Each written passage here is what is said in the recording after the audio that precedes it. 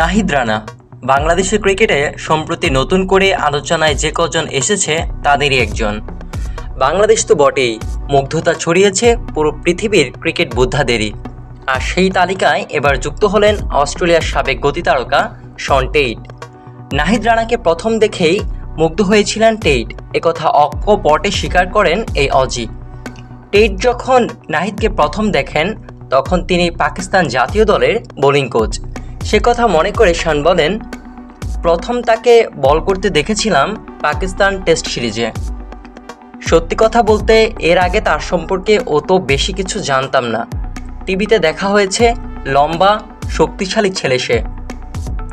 নাহিদে মুক্ত শন টেইট এবার বিপিএলে কোচিং করবেন চিটাগং কিংসকে, আর নাহিদ খেলবেন রংপুরের হয়ে। তবু নাহিদকে যত্ন নেওয়ার পরামর্শ দিতে ভুলেননি এই অজি কোচ। তিনি বলেন, পেস বোলিংয়ে এত গভীরতা থাকে না। নাহিদের মতো একজন যে কিনা 150 কিলোমিটার গতিতে বল করতে পারে এমন খুব কমই আছে।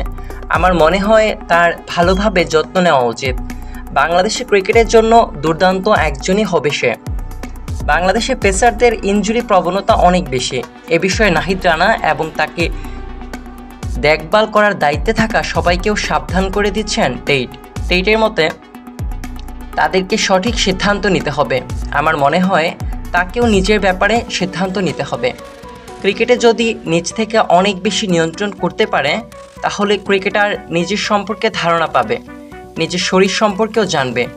বাংলাদেশ ক্রিকেটের সঠিক ব্যক্তিদের সঠিক গাইডেন্সে সে ভালো করবে। উল্লেখ্য, গত আগস্ট-সেপ্টেম্বরে পাকিস্তানের মাটিতে খেলতে গিয়ে আলোচনার জন্ম দিয়েছিলেন নাহিদ রানা।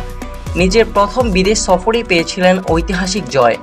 স্বাগতিক ব্যাটারদের নাকানি চুবানি খাইয়ে টেস্ট সিরিজ নিশ্চিত করেন 2-0 ব্যবধানে। অথচ এর আগে পাকিস্তানের বিপক্ষে টেস্ট জয়ের নজির ছিল না টাইগারদের। এরপর ওয়েস্ট ইন্ডিজ সফরে প্রথম ফাইফার পান নাহিদ। তার বোলিং দেখে প্রশংসা ও যত্ন নেওয়ার পরামর্শ দিয়েছিলেন ক্যারিবীয় কিংবদন্তিরাও।